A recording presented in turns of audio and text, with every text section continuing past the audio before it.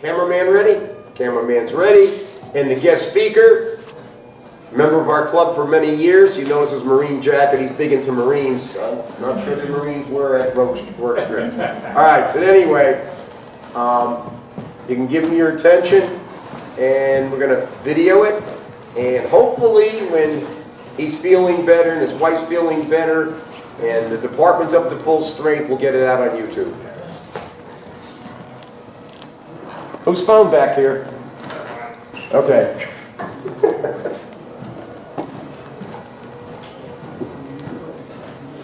Good evening, everyone. So, what I have here is Russian British weapons, Zulu weapons that were actually used during the Zulu Wars, the Anglo-Zulu Wars, 1879. Up here too, I have a variety of books and videos and DVDs if you are interested in this. I say come up afterwards, take a look at some of these books, maybe take pictures or jot down the copy. DVDs, believe it or not, some of the documentaries are very far and few between. They're not easy to find because it's not something that everyone's into. So World War II, you can 1,000 different documentaries. Zulu, you probably got about less than 10 that are good, that are worth your money. And they're hard to find. If you can find them, they might be on Amazon, you might find them on eBay, but you gotta look. It's not like, oh, I can just go click and buy it. You actually have to spend time actively searching and hunting some of this stuff there. But I definitely recommend taking a look at some of the stuff that's up here, especially if you have an interest in some of this, okay? So, Zulu War of 1879 is, in a nutshell, colonialism at its finest. The British decided that they were going to take by force an area of South Africa that they felt they wanted to have better control of. Diamonds had just been discovered recently.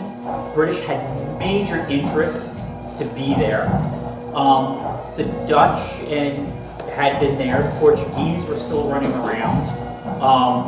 And you had this active Zulu nation that had an extremely large standing army of professional soldiers that could be a problem for the British and their interests. Now, at the time, Britain had a very interesting foreign policy. Their foreign policy was Britain has no enemies, Britain has no friends, Britain only has British interests. So just because we're friends this week, we may not be friends next week. All of a sudden, it's in my interest for us not to be friends. And that directly holds true with how they were treating the Zulus. They had been a very peaceful coexistence with the Zulu and the Zulu nation for a number of years. And Katsweo, the king of the Zulus at the time, was flabbergasted. He could not understand why the British were forcing them into war. He just couldn't wrap his mind around it. He's like, we've done nothing. Why do they want this? He just couldn't get it. Because it made no sense to him in any way, shape, or form. And finally, the British had given him an ultimatum that basically said, you have 30 days, you have to disband your army. And they knew it was something, they purposely had asked for that because they knew the Zulus would say no. And it would give them the reason to go to war with them. So the British had basically forced the Zulus into a war. And they did it without approval of Parliament. That this wasn't pre-approved by the British government. This was the individuals that were in charge of that area of the British Empire who had forced this upon the Zulus, and it just took off from there. Now, the war itself was 6 months. The British expected this to be a month. They did not expect to run into the issues that they did, and the Zulus gave them a good bloody nose up front, but even after the Isandlwana, where they wipe out, as you see in the movie Zulu, they wipe out that whole part of that camp, the Zulus took a lot of casualties. And the Zulus were like, we can do maybe one, maybe two more victories like this, and we're going to be escaped. So they knew they couldn't. And when they get to Rorke's Drift, they actually didn't follow the king's instruction. The king had given all of his field commanders specific instructions: do not attack an entrenched British area. We can't take it. Not with the weaponry that they had.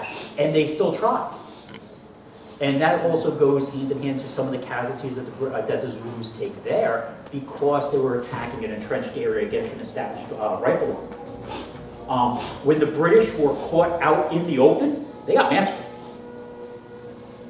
The Zulus were right on top of them, they got massacred. Dug in British entrenched areas, they were to hold the Zulus off. But even Rorke's Drift, they refight that battle 2 more times. The British lose 2 times. 2 times out of 3. There are a few things that take place during that battle that it's just the fate of war. When the battle is happening, towards the evening, they light the hospital on fire. Hospital is on fire and it's burning, and it was actually silhouetting the Zulus, so that the British that were inside the breastworks could see them and shoot down the Zulus. Had the hospital not been on fire, chances are the British lines would have been overrun in the evening and everyone in that camp would have been killed. So there are certain just fickle fates of war that can turn the course of a battle, and for the British, Rorke's Drift was a small minor engagement compared to what happened at Isandlwana. Isandlwana was a massive shock. It was a big deal. It lost 1,000 men to a force with spears. You were supposed to be the #1 army in the world, an industrialized nation, and you just lost 1,000 men to a bunch of guys with shields and spears. How does that happen? The only good news of that day, it was a horrible day with one glimmer of good news. Rorke's Drift was winning. But on the comparison level, they're not equal. The Zulus definitely won that day. Weapons we have here. The first one is the P-53 Enfield muzzle-loading rifle. Okay? Used by the British Army, used by the American Army during the Civil War. Both sides. British supplied both sides. They decided, again, we have no friends, we have no enemies, we just have British interests, and both sides have money. So we'll sell to both sides.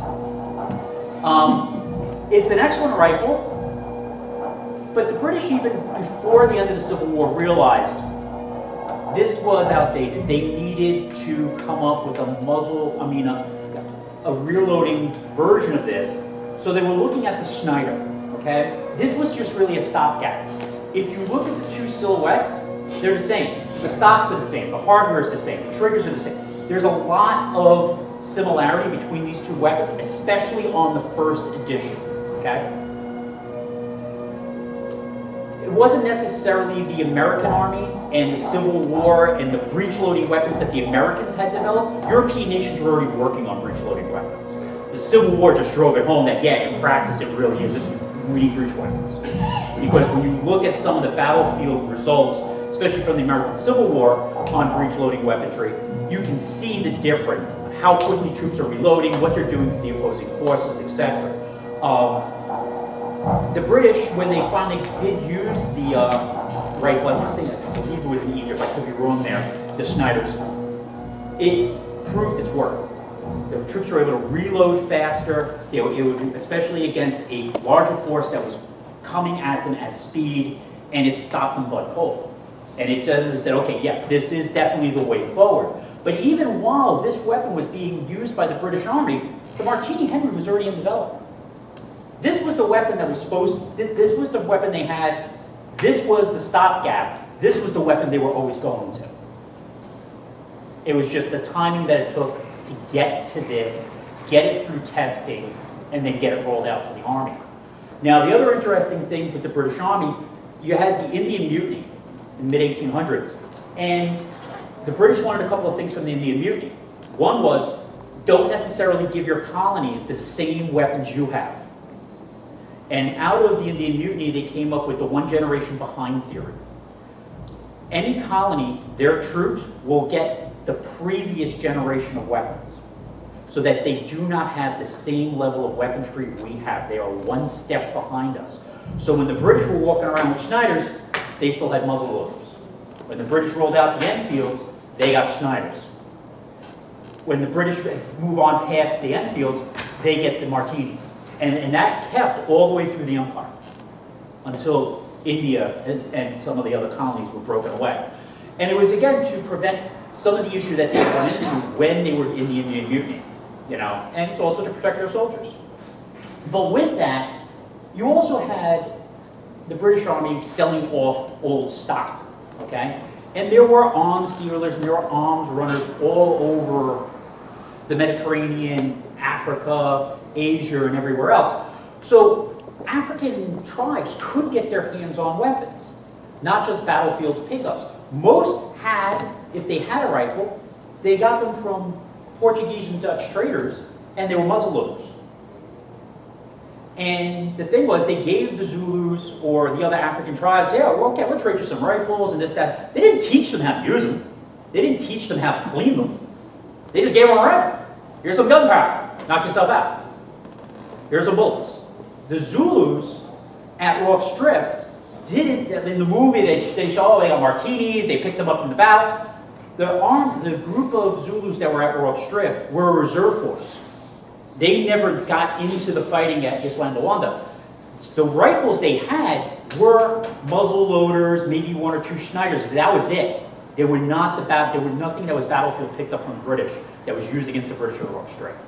There were these older weapons, and the Zulus sometimes, they used what they had. They weren't necessarily using proper bullets, they had rocks. They also believed that the sights, if you raised it, gave the bullet more power. So they didn't know how to use the sights. So they were usually just shooting. And if it hit something, great.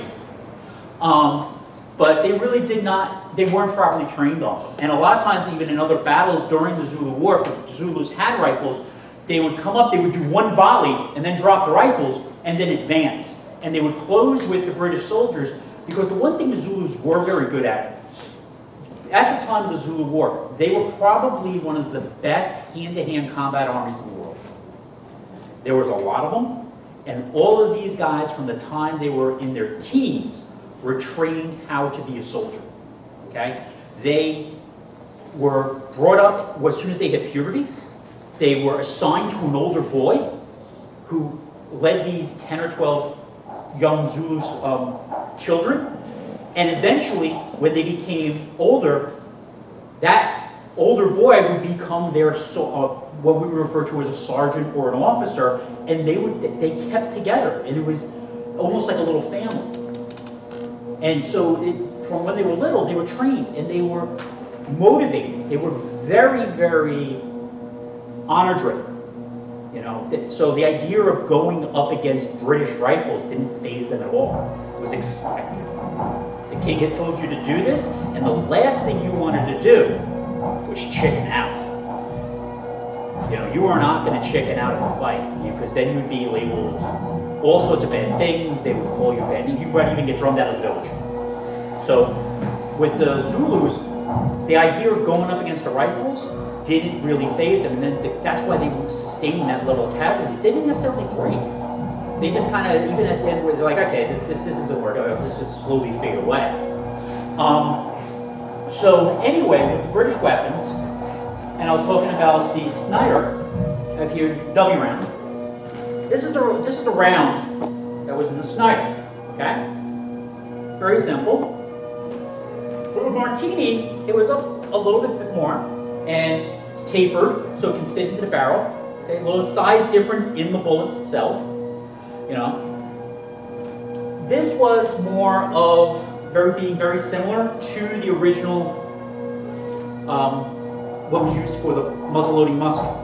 So, yeah, 5.57. For the Martini, they dropped it down to 4.45. So that's why it's tapered. Now, just to give you an example, 30.06, Martini Henry. This says I don't like you on a whole new level. Okay? Now, again, for the Zulus, especially, this is what they were running around with. They didn't have packets of ammo and powder horn, so they could make the thing work. And maybe a possibles bag, or something like a possibles bag, that they would maybe have some bullets if they got some from the traders, or like I said, rocks, or something like that that they could use as a projectile to fire out of the rifle. And again, Maintenance was not high on their list. So, because they were never shown, they were never trained, they didn't have the means. So, again, to the Zulu, it wasn't something that, oh, let's get rifles and use them against the British. This was their tried and true. This they knew, and they knew how to use it and use it well. Okay. One of the things, though, that the British also were concerned about when they went to the Martini was the length of the weapon. And if you look, the bayonet is much longer than what was on the original muzzle-loading rifle. And that reason is, since the rifle is shorter, the British Army, they requested that longer bayonet so that they could still have about the same distance they had with the longer rifle. They did not want to allow the enemy to get any closer than what was already pre-established. Now, again, very simple. Lever action, load, close, fire. Once it's fired, open it again, round ejects. Put in a new bullet, repeat the process. Very simple, very easy. First models had a safety down here. They realized it wasn't needed, they got rid of it. Got in the way. This one still has a checkered butt plate. The later models don't have a checkered butt plate. Some of the trials, they were saying soldiers were getting a little bit of a injury from it. So they eliminated it also. Cost effective. Checker that, costs money. Keeping it plain, it's a little cheaper. And the British, even when they were doing their Snyders, if it was economical to reutilize parts and parts that were already in their supply system, it made the overall cost lower for them. And that was big. So they were trying to save money wherever they could with some of the stuff. Okay? For the Zulus, their primary weapon, even though I have a ton of clothes, was spear. Okay?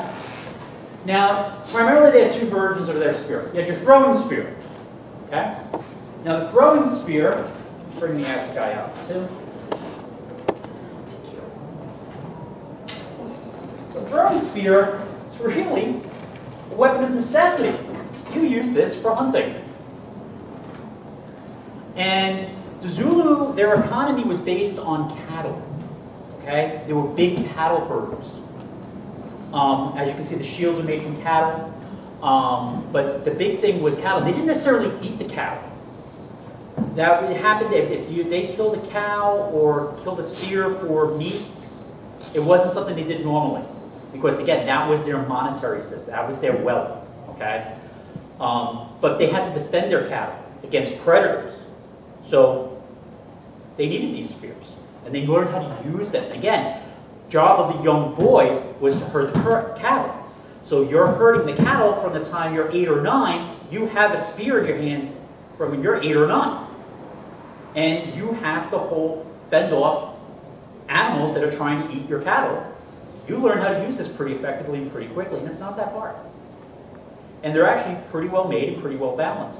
And they had forges, they had forge smiths made of iron. The quality is actually pretty good. So when you're thinking about a bunch of guys that are making stuff not in a modern factory, not in a Victorian age industrial city, the quality of their weapons is pretty decent, especially the ones that are meant to do some harm to something. Okay, but again, simple shaft. They had like a wicker weave. The other type you'll see will be a cow's tail that's put over and shrunk. So this one actually is cow's tail. Later on, towards the start of the 19th century, there is an issue that happens with the cows, and the cattle get sick, and they stop using this practice because they can't, they have to curtail how much of their cattle they're using to make stuff with. Now, again, like I said, the throwing spear was pretty much, guys that have one or two of these, start of a battle, you throw it, engage your enemy, and then you start to close with this. Okay? This was an assegai. So the assegai, unlike the throwing spear you throw from up here, the assegai you held down here. And it was an undercut, thrust, against somebody. Okay? And you can see it's shorter than the throwing spear was. Okay? For length of state. But you also notice it's got a little knob down here at the end. The reason for that was also a practicality. This you're holding in your hand and you're fighting and you're stabbing and you're fighting and you're stabbing. Your hand wouldn't slip off of it per se if it's covered in blood. And it wouldn't fall out of your hand. So that's why it's got that extra curvature to the bottom of the hat. Okay? Another type of stabbing spear they had, this, ikwa. And they called it that because that was the sound it made when you pulled it out of your enemy. So that's why they called it that. But again, very similar to the assegai. But again, you can see the blade head is somewhere between the assegai head and the throwing spear head. Okay. The shields. Now the larger shields were actually state property. The ones you see in the Zulu movie would not have been owned by the individual Zulu soldier. They were actually held at the corrals where the kings and the leaders and the other chiefs lived, and they were state property. And when the regiments were formed, they were issued out. Okay? You had your own spears. Spears were usually family heirlooms. Fathers handed down to sons. The shields, the larger battle shields, were state property. Smaller shields were individual. And the smaller shield, this was what they considered a personal shield. Okay? This was common for someone to have in their hut. And it was primarily, when you were going village to village. I'm going from this village to that village, I'm taking my throwing spear, and I'm taking my shield. And I'm going off to visit my friends over there or business in that village, and that's where I'm going. And the reason why was, one, you may get attacked by a predator on the way, or African tribes did not necessarily play well together. You could run into a rival tribe, and you're out there by yourself, you need to be able to defend yourself. Or out there with just a couple other guys, you need to be able to defend yourself. The African tribes fought each other on a regular basis.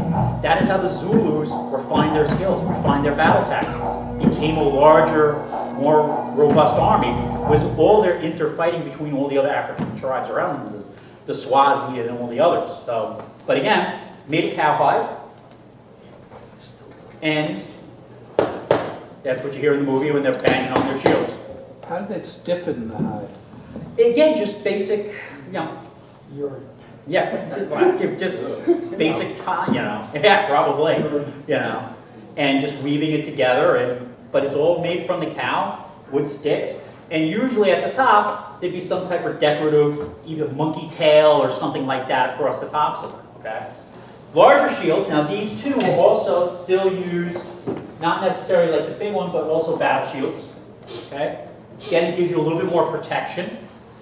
And the idea was, I'm going into battle, I have my assegai, especially if you were an opposing tribe, you come in, you shield bash, get him off foot, use your weight against him, and then as soon as you've bashed him and he's opened up, now you stab. And that's, again, what happened to a lot of British soldiers at Isandlwana and other battles across that area of the world when it was taking place. Now, the other thing you have here, carries. Now, these are just wood clubs.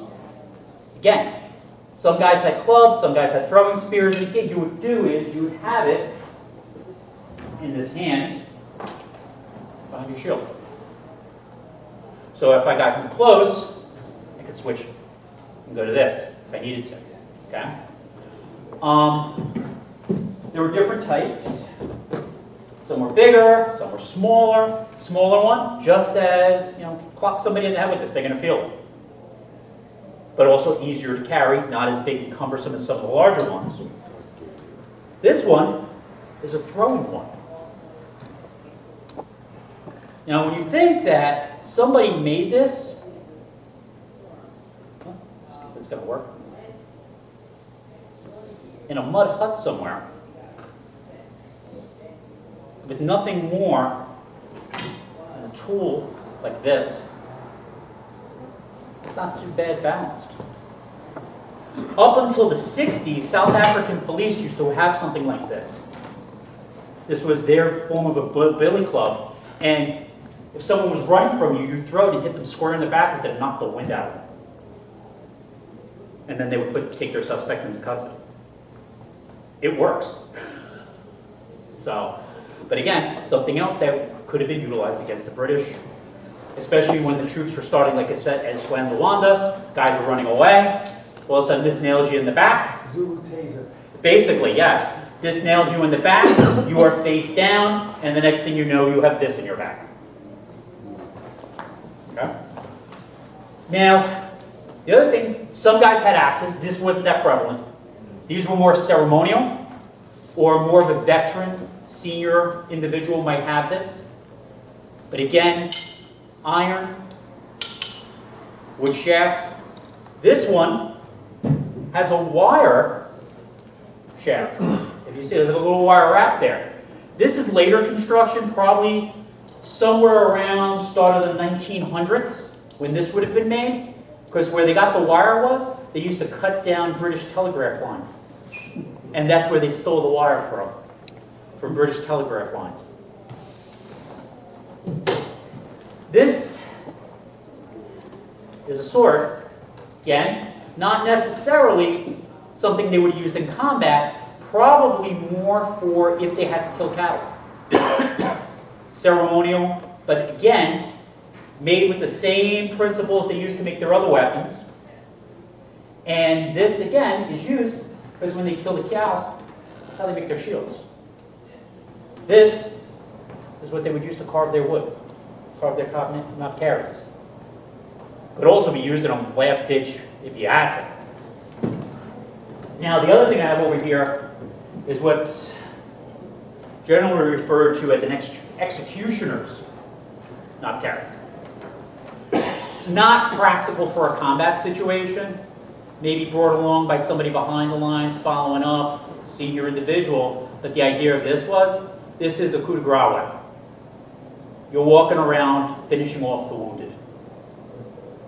Because as you can see from the weight, one good shot with this is going to put somebody out of their misery.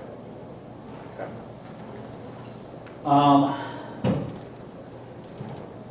Over here, again, some of the throwing spears, just to show you some of the differences in the heads that they have. Again,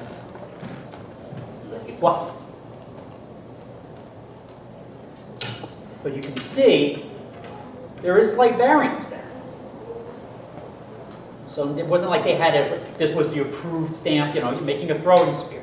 There's some similarities. Now this one too, this one I actually believe isn't Zulu, I believe this one is actually Swazi, based on the head. For certain tribes did do variations. Zulu throwing spears typically followed a very leaf pattern type head, like this. Okay. You can find all this knowledge in the books, on the videos, online, so definitely if you're thinking of trying to find some of this stuff for your own collection, you can. It is out there. This I actually only picked up a couple of months ago. This one actually has battle provenance. It was brought back by a gentleman who was in the British Army in one of the last engagements against the Zulus in the early 1900s. I don't want to say the last battle with them was like 1905. He is torpedoed and drowned off Alexandria in World War I. And this had been in the possession, along with this shield, with his sister.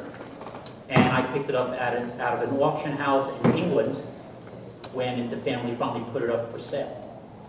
So, like I said, the stuff is still out there. If you wanted to get a throwing spear, you could probably get a really good throwing spear for about $200. Original, $300. And when you think of some of the repro stuff that's out there, and I have one, just to show you an example, because when you see it by itself, you're like, wow, that looks great, until you put it up next to an original. So this is the assegai that sold online for like $50 or $40. This is what it looks like. And you're like, oh, wow, that looks awesome. You put it up next to an original. And you see it's really not that awesome. And when you figure that you can get this, if you truly wanted one, for probably under $500 $500, this is probably what you want to go for because it's actually worth something and it's real. As opposed to something, unless you just want to hang it on your wall and you don't care, then there you go. Same with the knob carry. This is the reproduction knob carry that IMA sells. Again, I think it's like $30, $40. It's not bad. It's good for a discussion piece if you want one. But the same thing, this is probably $80, maybe $100, and it's real. What kind of wood is typically used? Whatever is indigenous to South Africa. I don't know if it was a particular tree or not. I mean, by all means, you can come up and take a look at these. You can see there's variations in the wood. Some are darker. This is another example of a throwing one. You can definitely see there is variance in the wood. As much as some of them are similar, you can definitely see the variance. And I think it was just what was available for them to utilize. Are the wood grains tight on those, or is that a hardwood? No, not this though. It is a hardwood, yes. Yeah, so it's like an oak or an ash or... Yeah, they're harder wood. Any questions on what I've said so far? Ginkgo tree. You know, again, the British Army, they went in, they expected, they did not take the Zulus seriously. They, you know, made the error that armies have made throughout history of underestimating their opponent, and especially underestimating an opponent that's motivated. You're attacking, they're defending their homes, they're defending their villages. They've got motivation. You know, and just because you have the newest, best, brightest, shiny toy doesn't automatically mean you're gonna win. Especially if you don't take your opponent seriously and they have that level of motivation. And like I said, the Zulu army was an army of athletes. And so picture Isandlwana, you have 1,000 British soldiers who, by the way, were told, don't worry, nothing's gonna happen today. The other that Lord Chelmsford took a portion of the force away, they were going to fight the Zulus. And actually the force that left with Lord Chelmsford were teasing the guys that got left behind at the main camp. Oh, well, don't worry, you guys stay here, we'll go do the real fight. And those guys really weren't expecting a fight that day. Even the Zulus weren't expecting a fight that day. The Zulus that engaged at Isandlwana weren't ready for a fight. There was a whole battlefield ritual that's supposed to take place to ready them in case they're killed and everything else. That never happened because they weren't supposed to fight that day. They just found themselves in an advantageous position, and the enemy was there, and they're like, go, and carry the day. But again, the British and the Zulus didn't understand each other. What was the deal with the eclipse of the sun? That just was pure serendipity, and it just happened. You know, it did take place. There was an eclipse that took place towards the end of the battle. And, you know, the British will say it was an eclipse because God turned his eye away from the British army as it was slaughtered on the field. The Zulus will say that was it turning on them because, yeah, they won the battle, but they realized we can't sustain a battle like this. We can't sustain a war like this. We're going to lose. So, yeah, it was like the Japanese at Pearl Harbor. They won the battle. They lost the war. The other thing that the Zulus did, and the British were horrified when they actually get back to the camp, they see that most of the bodies are, you know, laid out in areas, whatever, and disemboweled. Now, the British are like, oh my God, they butchered the dead. But to the Zulu, they were doing an honor to the British soldier. In the Zulu tradition, you needed to disembowel your opponent in order for his soul to be free, to go to the afterlife. And you did that only for an honorable opponent. So they're doing this in their mindset, we're doing a good thing because an honorary warrior thing, and the British are like, what are you doing? So there were no holds barred on either side. And that was the other thing. The Zulu did not take prisoner, the British didn't either. So the battles were very gruesome. If you found yourself in a bad spot, you were not going to make it out of it. And that was equal to both sides. So, again, it was only a 6-month war. It did turn out to be a faster war, especially once the British got reinforcements. And again, it was one of those things. It was never going to be that the Zulus were going to win. The only chance the Zulus had of winning was if they could repeat a couple of Isandlwanas and turn public opinion in England against any further persecution of the war. But again, based on how long it took for communication to get back in those days, about a week or so before people in England would hear of what happened. Like today, you know, in minutes, you know. So chances of that really playing out to the Zulus' advantage was never high.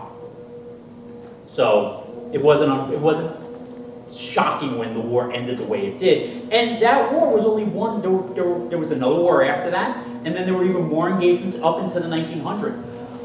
Early 1900s were the last really conflicts between the British Army and the Zulus. And again, they're all listed out in these various books, so if you're interested in it, like 1906 was the last real sustained battle with the Zulus and the British Army in the field. Any questions? How many Zulus died? That's up to debate, and it depends on the battle. So you got to remember, you're firing at someone with a Martini Henry soft lead bullet. If I hit you here, you know, you got no arm left because the bone's gone. You know, the wounded, they would pull their wounded back. So like at Rorke's Drift, I want to say after the battle, the British were counted up about 400 to 600 dead Zulu in the field around the missionary station. And they estimate that probably a good 200 to 400 others were casualties that probably perished after the battle. And that was just that smaller engagement. Again, I just found the one, I want to say Zulu casualties somewhere around 2,000. And that's why they were like, we can't sustain battles like this. You know, yeah, we won. We lost a lot of guys. You know, you can't win wars that way. Because you're just bleeding away your army, you're bleeding away. And you know, think about it, your army's engaging. Those are your best troops. And you're losing them in droves. I mean, yes, you're closing with the British. And part of the reason too, when the Portuguese showed up, the Zulus saw the Portuguese, they saw the muzzle-loading rifle. And they did the math on how long it took to reload. And their mindset was, we have to endure one, maybe two volleys at most before we're on top of them with our assegais. So they really didn't respect I had to really worry about them, right? They really didn't respect, they're like, we'll deal with one volley. We've got a lot more guys than they do. We'll be okay. Unfortunately, that was still their mindset when they rolled in against the Martini Henry. They didn't realize how quickly the British could now reload them.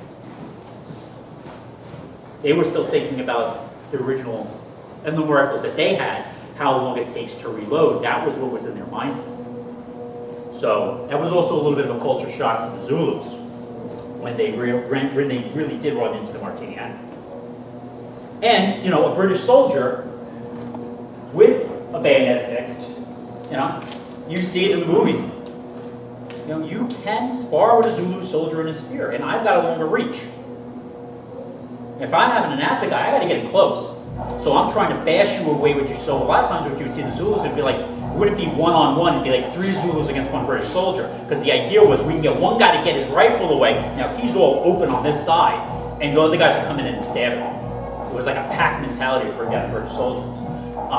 Which again, you do see captured well in a lot of the movies about how once the Zulus got on top of them, it was basically game over. The British line was only going to be as good as long as that line held. Once that fire line was compromised, the Zulus were one of the best hand-to-hand combat armies in the world at that time. And now you were in their wheelhouse. That was their battleground, and they knew how to drive that one. I'm sorry, somebody else had a question. Sorry, Andy. It's okay. How are the Zulus today?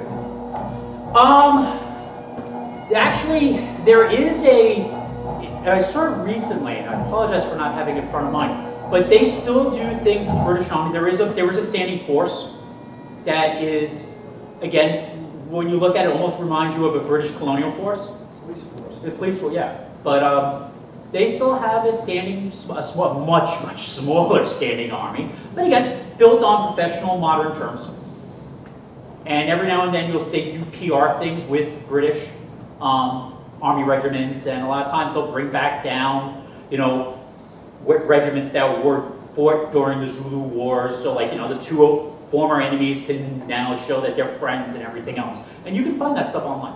I've seen a few of those episodes where they're showing the, you know, the ceremonies and the this and that. Yeah, we're budget. Yeah. How tall are they, right? Big tall guys? They were probably about, if you figure the average British soldier probably around that time was about 5'6", 5'5". Zulu was taller. Zulu was probably about 6 foot.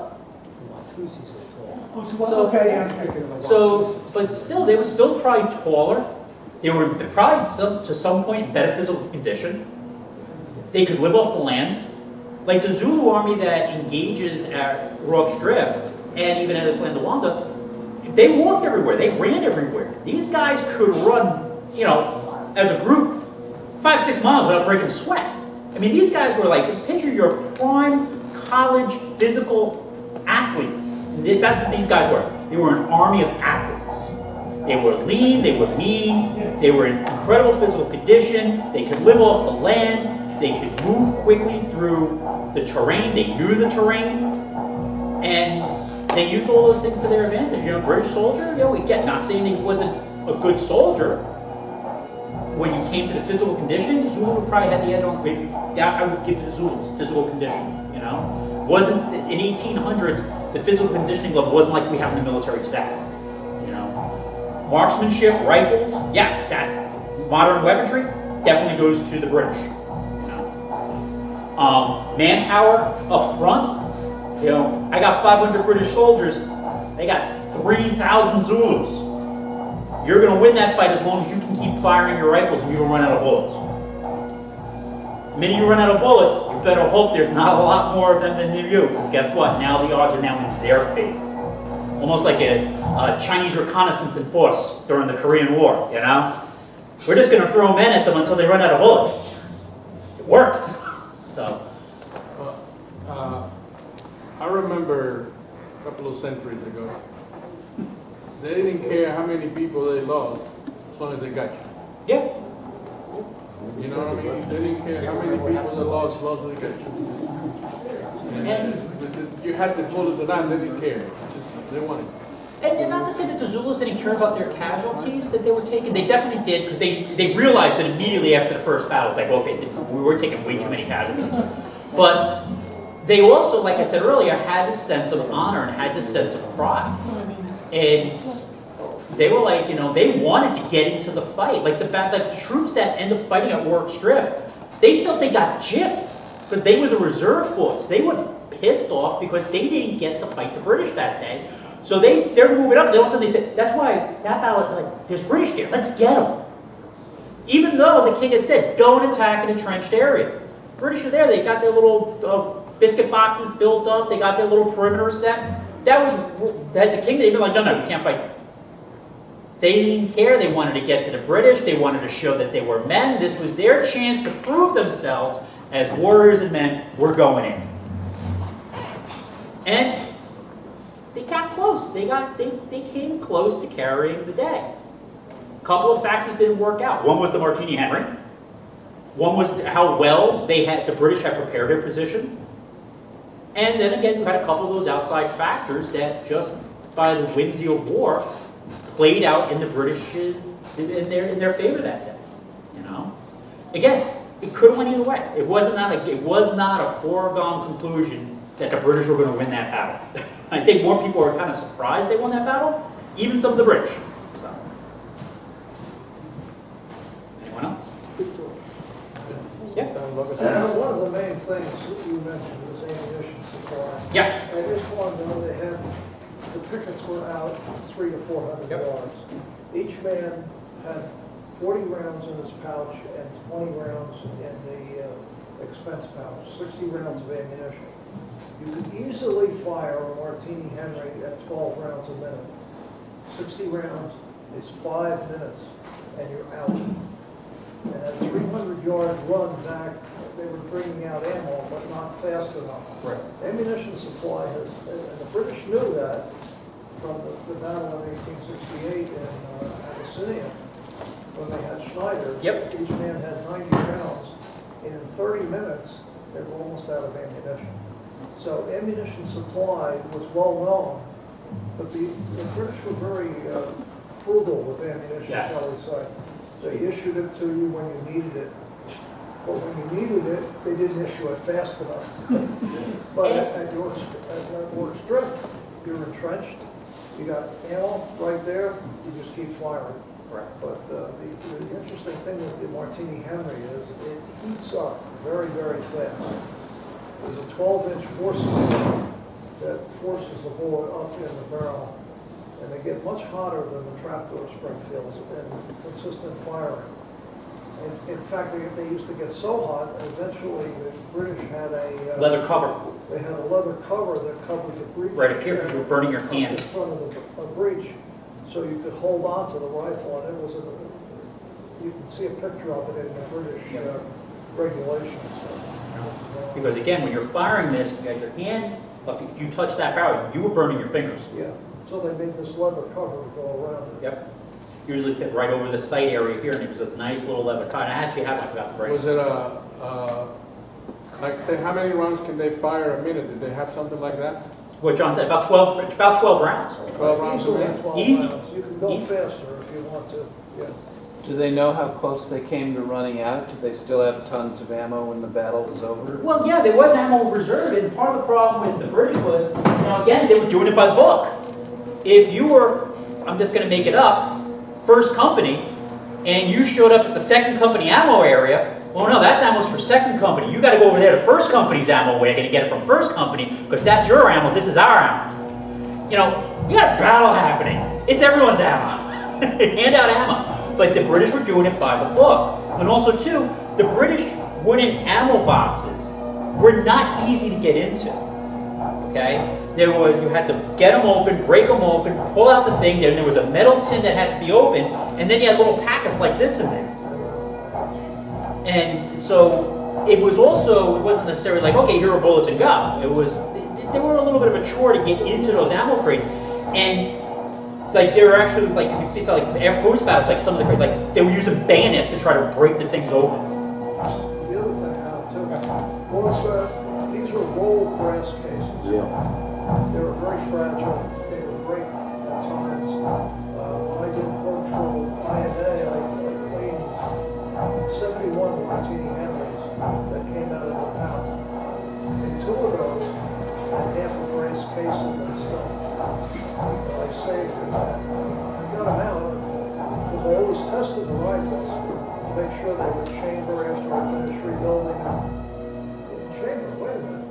Look in there, get in there, and out comes part of the coil brass case that had been in there for well over 100 years.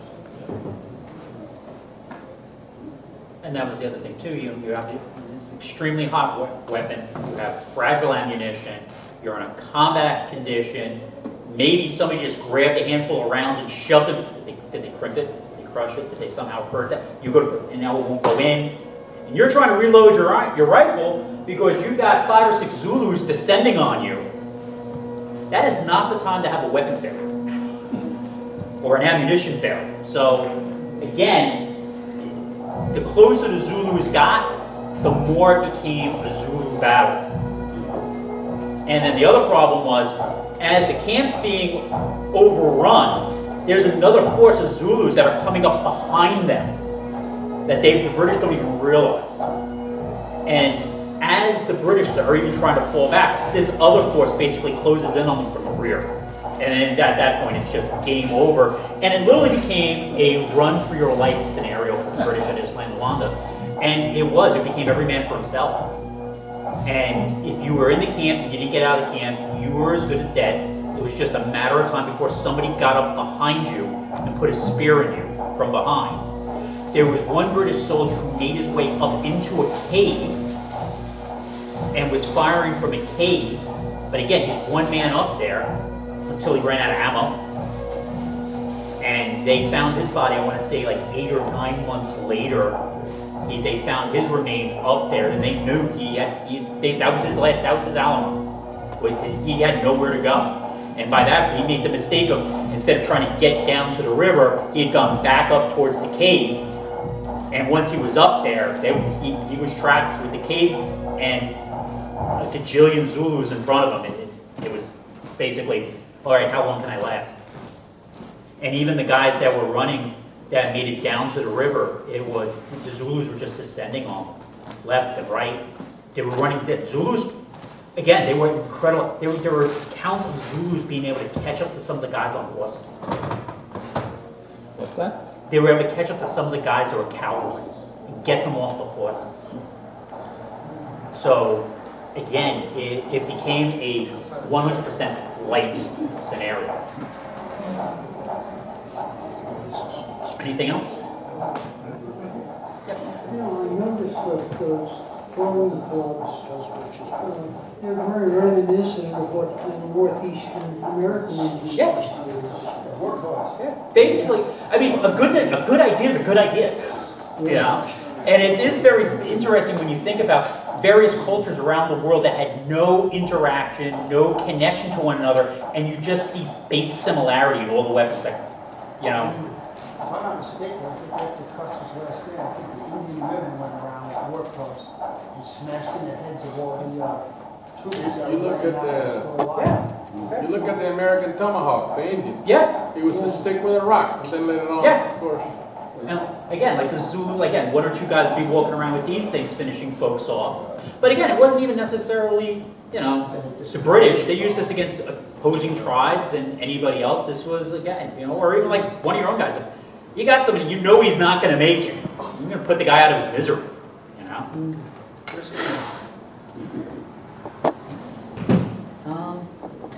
And One thing I did notice was the Africans rarely or never used a bow and arrow. no, which is also very interesting. Other tribes in certain parts of Africa did have bows and arrows, but not the South Africans. They did not. Again, their throwing weapon was this. Not a bow and arrow. They wanted to throw in spears, or like again, if it was real close, a club. But it's primarily that was a combat weapon. This was more for against a human. This was against lions and tigers, and cheetah, and whatever else you may run into while you're out in the bush. You need to be able to defend yourself. Again, it was a hunting spear. You know? Antelope. Use it to take down antelope so you can eat. Anyone else? Thank you very much, guys.